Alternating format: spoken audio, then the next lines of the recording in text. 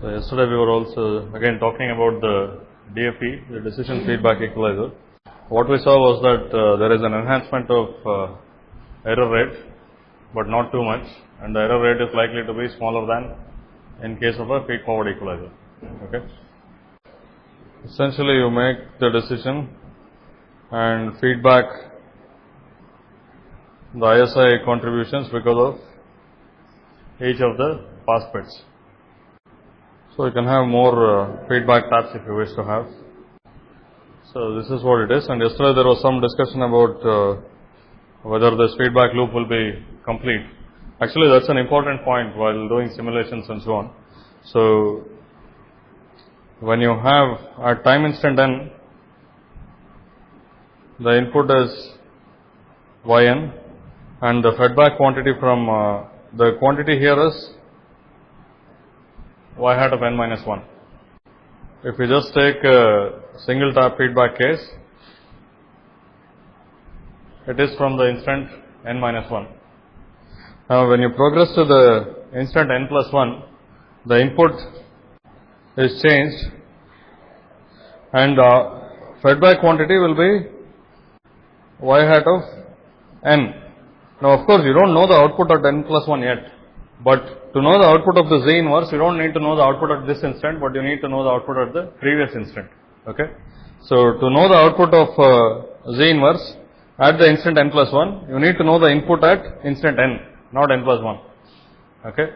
So, there is no whatever snake catching its tail or any such chicken and egg type of problem here. Okay. So, this is also important when you write the program. So, depending on how you arrange the statements inside the loop, you can have an extra delay, and I have done this many times. You also probably have done it. So, like let's say usually this would be, let's say you do it in C or maybe even in MATLAB. MATLAB you don't use for too much, but you use a for loop and you have a statement incrementing y, then something else incrementing y hat, and then something else doing the summation, and finally something doing the slicing. Now, if you happen to put this before or after, you can get an extra delay. Okay, so you have to be somewhat careful while doing this. Sometimes, I mean, especially if you end up with kind of unstable system, whenever you are simulating a feedback loop, you are simulating a stable system, but you end up with an unstable system or something. This could be one of the reasons. Right? Okay. What else were we discussing? What was the last thing we were discussing yesterday?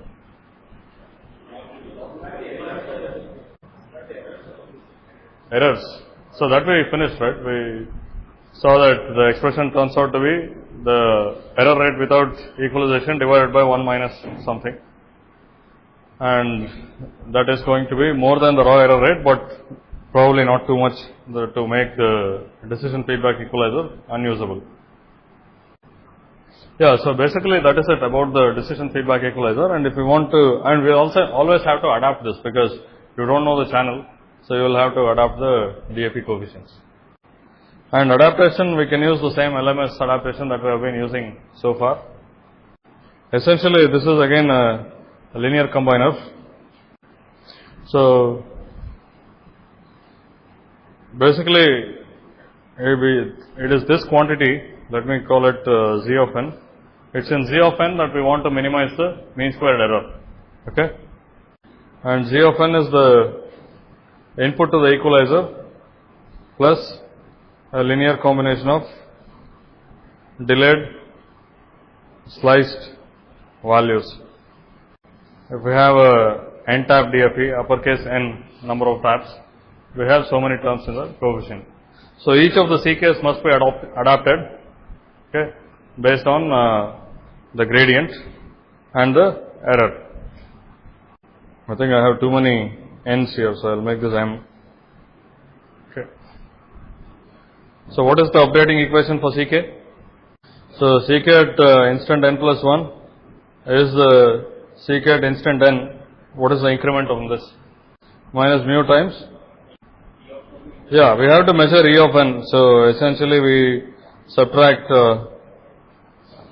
y hat from Z and get this E. It will be plus y hat. Why is that?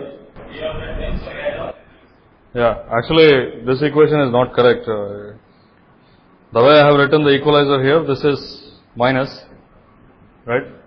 So this equation will be plus mu E of n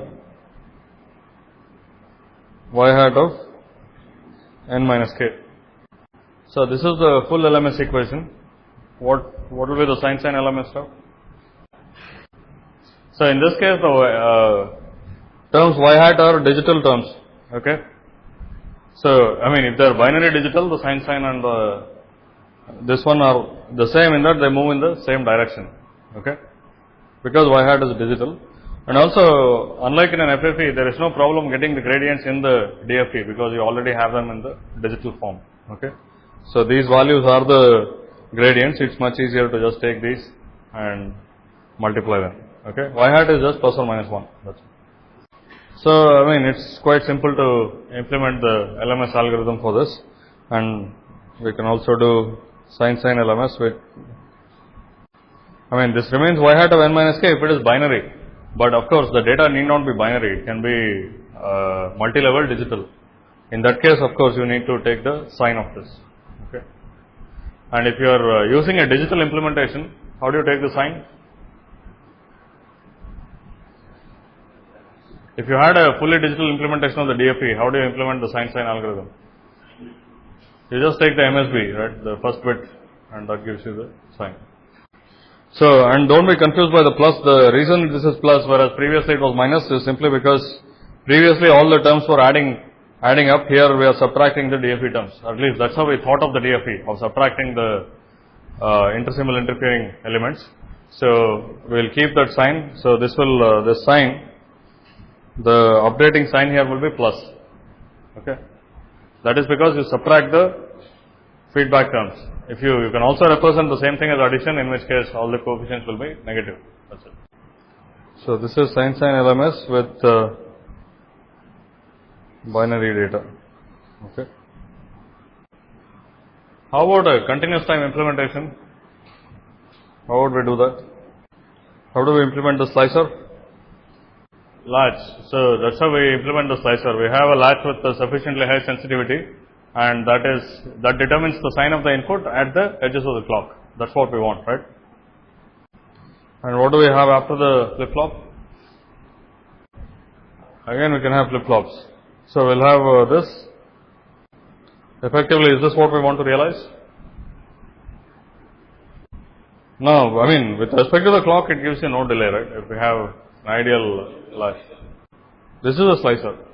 I mean, this is the slicer, right? I mean, in the first assignment or something, you evaluated the sensitivity of a flip-flop that had a sensitivity of, let's say, 10 or 15 millivolts, and that can be a good enough slicer. And if you want to make a better slicer, you make a better input amplifier, right? So will this work? Is there any problem with this? I mean, here actually, let me not put Z inverse. In keeping with the continuous time nature of the system, I will put e to the minus st and e to the minus st here, where t, uppercase T is the symbol period. Why is there an extra delay? The input of the slicer, that is when after each one has to be delayed, that has to come back and feed it to the slicer. No, I mean, it's the same as before, right? You need to feed back the delayed input, delayed output of the slicer. At the clock edge, the output changes. Is that correct or not? Okay. Let's imagine an ideal flip-flop now. There is no clock EQ delay. Okay. Now, my question is more related to this, and those of you who already saw the assignment and tried to solve it, you see that I have given something else for the continuous time case. Comparative output? Y of t changes continuously, yes. So that's okay. I mean, everything here we are treating them as continuous time waveforms, right? What's the issue? Y of t? No. You determine the sampling rate based on where Y of t is and so on, right? So anyway, the issue is this. Let's first of all imagine that y of t itself comes out of some kind of discrete time filter with ideal rectangular inputs, so that the output looks like this, like a sample data signal. Okay. Because of VLSI, it can have multiple values. It's not binary. Okay. So it can be something like this. This is y. Now, where will the clock be in relation to this? Where would you want the clock to be? In the middle. Actually, if you have ideal rectangular data, it doesn't matter. You can have it somewhere else also, but typically you would want it in the middle. I mean, if you don't take into account the clock jitter, it can be anywhere. If you do take into account the clock jitter, you would like it to be in the middle. Okay. I mean, in case of ideal rectangular data, there is a lot of room. So in reality also the waveform doesn't look like this, it may look more smooth. So in this case certainly you will sample the maximum amplitude, as well as you will be more immune to jitter if the clock edges are at these red marks. So the clock appears here, and we are talking about the rising edge of the clock. So let's say this is the clock waveform. So this is what goes into this. So what is the slicer output going to be? So it will change at these instants, right? At the rising edges of the clock. Okay, so it will change, I don't know how it will change, but let's say it changes like this. Let's assume that this is the case. Now what will the feedback waveform look like? Let's imagine a one tap DFE for simplicity. So this whole thing will be shifted by one, meaning it's delayed, that's all. Okay. So maybe this was like this. So this is y hat of n, and this is y hat of n minus 1. And what is the subtracted quantity? It's a scaled version of this. So what will the final waveform look like? I mean, this doesn't correspond to a particular value of ISI and a particular DFE type. I have not drawn it to scale or anything. But what do you see where do you see the transitions in so there will be a change. So there will be a change at these instants because the input data is changing. So if you look at the transitions in y of t, they will be at these instants. Okay, at the black instants. And if you look at the changes in the feedback quantity, that will be at these instants. So the output will have transitions in both. Is this clear? Okay, maybe I'll redraw it on this is the input quantity. In fact, let me even try to make it to scale. So let's say the input came out of a channel like this. So, and if the input data this is the input binary data. This is x of n. What is y of n going to be? So let's say previous to this it was plus 1. So it will be 1.5 and minus 0.5 and plus 0.5 and plus 1.5, right? So this is what it will look like. Y hat of n, let's say it makes the correct decisions, but the decisions change. Decisions appear at these instants, that is in the middle of the clock cycle. So the y hat of n changes, it is plus 1 here, minus 1 and plus 1 and this. Oh sorry, this is not, the last part is not correct. So essentially what you are feeding back is half y hat of n, right? Which will simply be the same curve but scaled by half. So I need to subtract half y hat of n from this waveform, from this waveform, from y of n. Oh sorry, okay, yeah, that's right. I have to subtract half y hat of n minus 1 from this waveform. So let me draw half y hat of n minus 1. That will be one delayed from this, right? This is half y hat of n minus 1. So if I subtract it from this, what do I get? First of all, we have started the operation from here, so the initial part will be, we can't determine, right? So it's only after some time, like after we get the delayed feedback, that we can determine the output. So at this point, this is half and this is minus half. Minus half is 1. So, at this point, it will be minus 1. Okay. So, what is it at this point? Here, in this half of the clock cycle. So, in this part of the clock, it will be 0. Here it will be 1, because it is half minus half. And again, what is it going to be here? In this part of it, 2. And here it will again be 1. So these ones marked with the dark lines, these are the correct parts of the data where the decision feedback has been correct and you get plus minus 1. That is, the equalization is perfect. Okay. So for half the cycle you get the right output and for the other half you get some garbage. Because why does this happen? This happens because the transitions in the input signal and the transitions in the feedback signal are at different instants of time. So this is fine. So as long as you look only at these instants of time, you will get the right values. But is there a way to make it correct for the whole period? Delay by T by 2. So here I want to make the transitions of the feedback signal, which is half y hat of n minus 1, coincident with the transitions of y of n. So instead of delaying this by 1 cycle, I delay it by half a cycle. Instead we could have had the latch and use the delayed version of those. No, how will that work? This is a flip flop, right?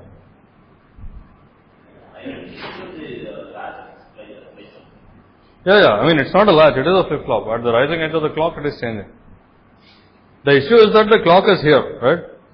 The clock edges are, the sampling edges of the clock are in the middle of the transitions of y. That's what you would want.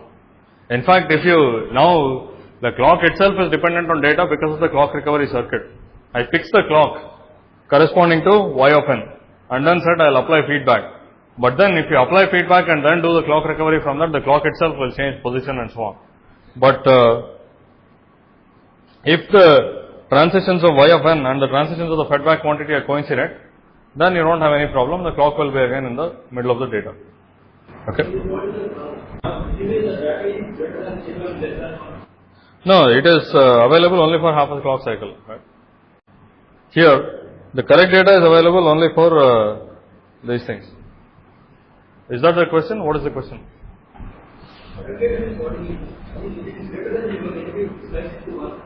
Okay. So essentially you are asking what is the DFE doing in this case? What is it doing? Because you already had the right decision y hat of n, even without it. No, I mean if you just look at the value of y of n, right? Y of n, the sign of y of n follows the sign of x of n. Why do you need an equalizer?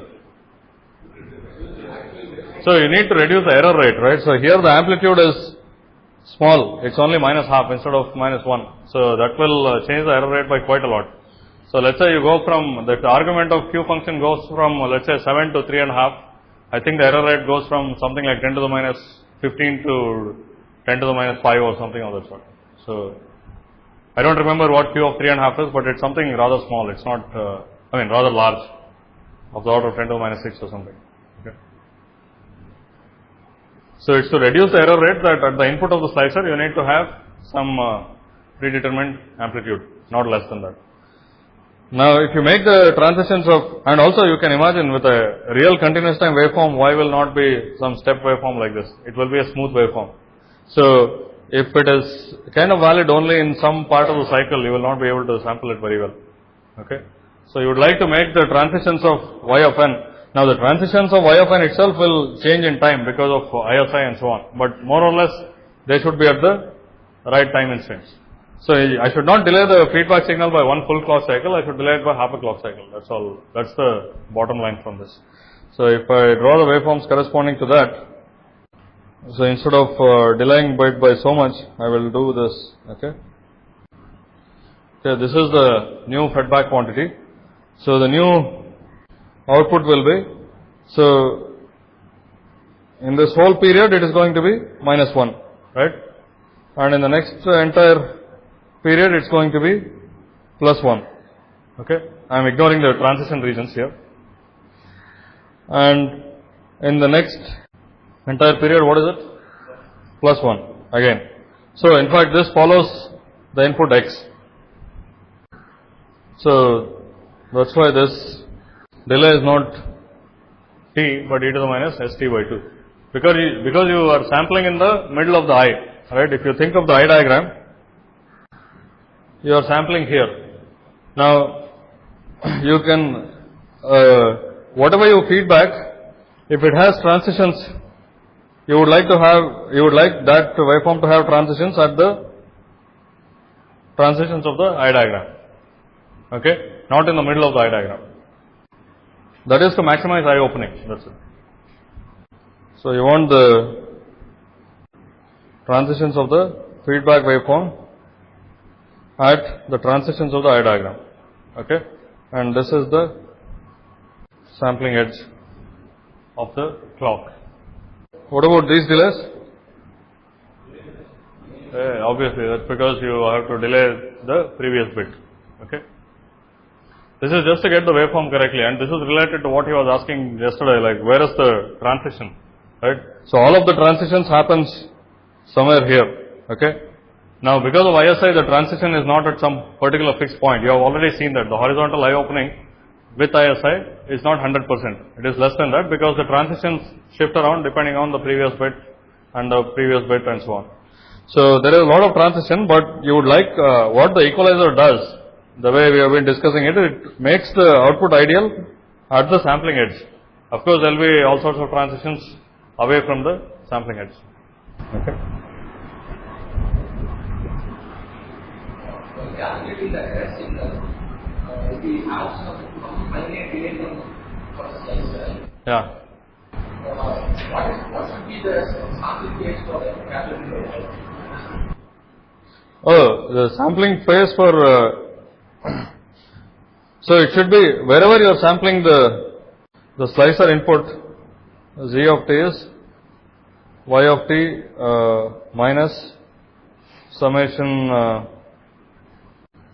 okay, something like this. Now, whatever instant you sample this waveform, that's the same instant at which you have to sample E also.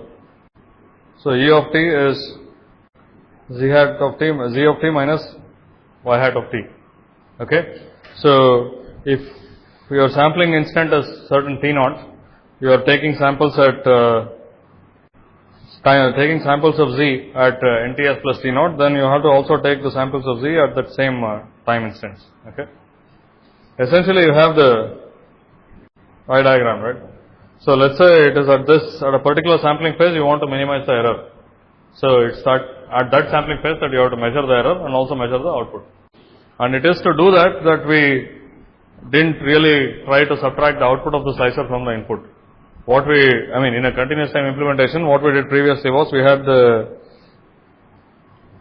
slicer and you subtract plus 1 and you can also subtract minus 1 to get the corresponding errors.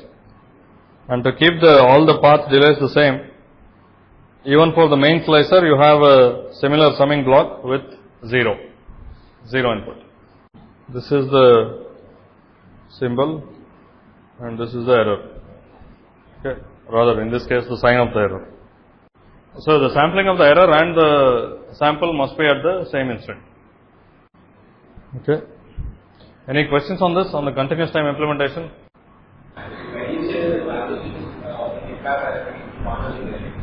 Transitions of the feedback are?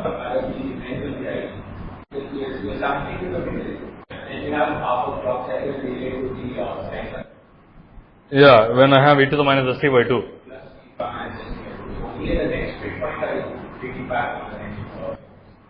No, okay. In this particular case, if I look at this waveform,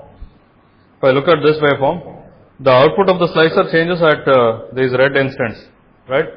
Now I have e to the minus st by 2, so the output of the C1 coefficient changes at these black instants.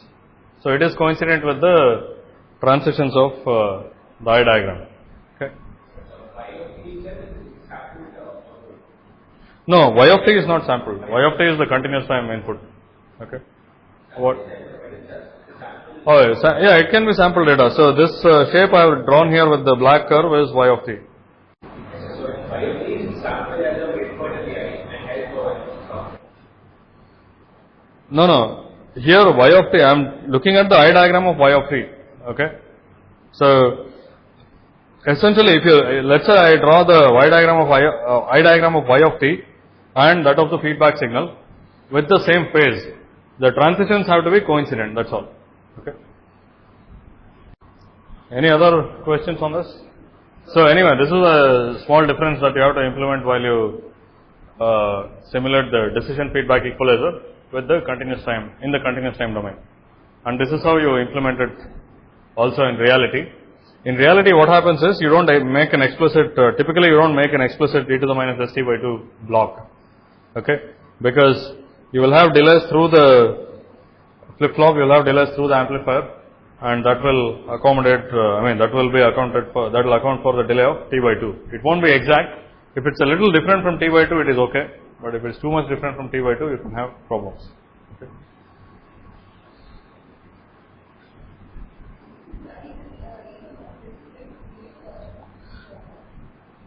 Okay. Because see, here the clock phase itself is a kind of unknown. Let me explain it slightly differently. Let's say the I diagram of y of t looks like this. Okay. This is one period Ts or t. Now the feedback signal also I can write an I diagram. Okay. I want the transitions of that to be coincident with the transitions of this.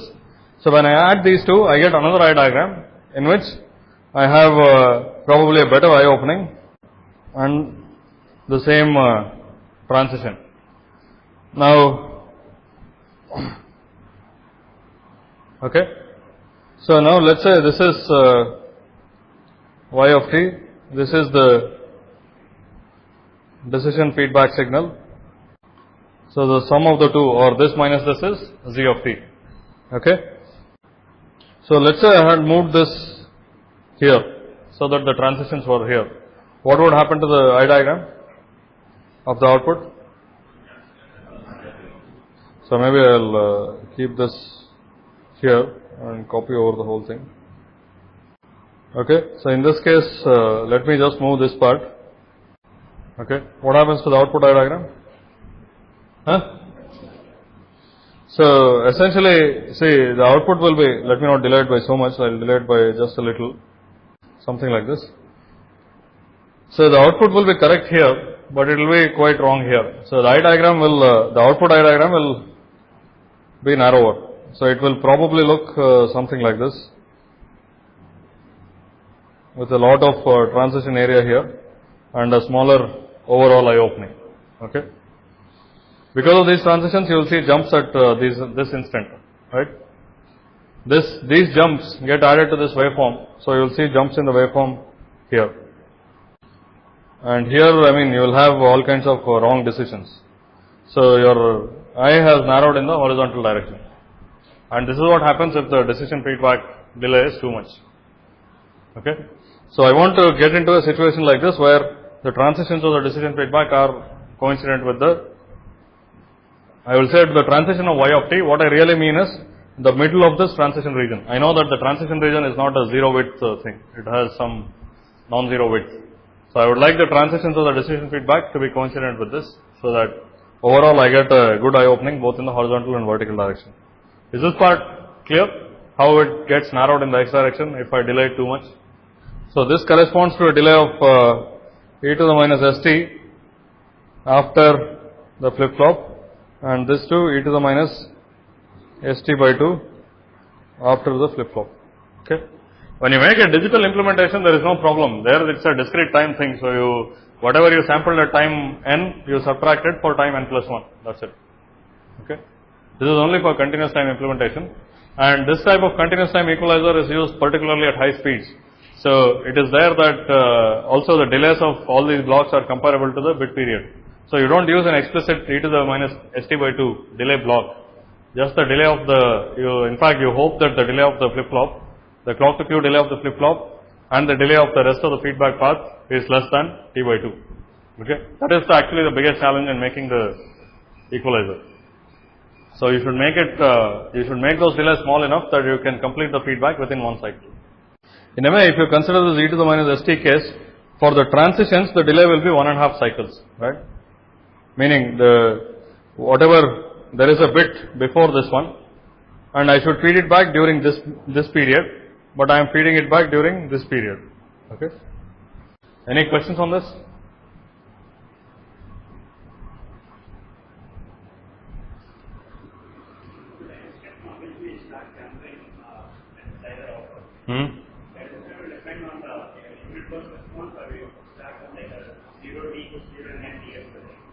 No, it's not an absolute thing. So, in fact, you arrange the clock and recovery circuit so that it samples where the eye opening is maximum.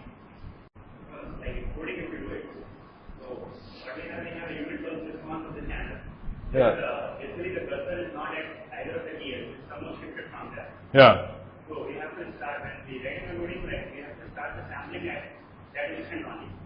Okay, you're talking about the assignment simulations. Yeah. Okay. So, there, see, the discrete time model that is equivalent to a continuous time channel is sensitive to the clock phase, right? So, you send a unit pulse through a continuous time channel and then you sample the output. If you send a unit pulse, you are definitely going to get this. Now, the sampling phase can be this, or it could be this. Now, the two represent different discrete time channels. So, for consistency, I have said that you assume a sampling phase such that the peak is the cursor is at the peak. Okay. So, you don't do it from 0 TS and so on. You find out where the peak is and peak of the unit pulse response and you delay it accordingly. Okay. So, now when you, now I am assuming that, let's say, if your unit pulse looks like this is your unit pulse. When you are doing the simulations with data, you should keep the same timing. It's only then that this thing is valid, right? So, when you are simulating with full data, the data transition should look something like this. Okay.